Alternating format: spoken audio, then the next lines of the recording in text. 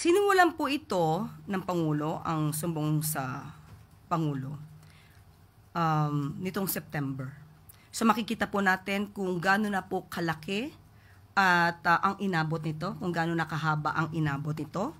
Nagkaroon po ng Executive Order number 94 para po ma-establish ang ICI, ang Independent Commission, para po magkaroon ng mas malalimang pag-iimbestiga sa mga maanumalyang flood control projects at infrastructure.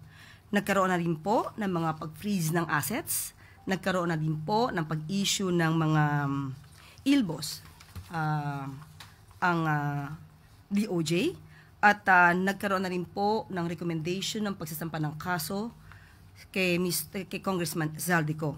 So marami pa pong nagawa at marami pa pong iniimbestigahan. Nararamdaman po ng Pangulo at ng administrasyon ang mga nararamdaman ng mga businessmen. Kaya po patuloy ang ginagawang pag-iimbestiga at patuloy ang pagpapabilis ng aksyon para po mapanagot ang dapat na mapanagot. At siguro ang hiling nilaman po natin doon sa mga obstructionists na gumagawa na lang ng iba't ibang kwento para sirain ang integridad ng ICI, bawasan nila to o hintuan na nila dahil hindi po ito nakakatulong sa ekonomiya.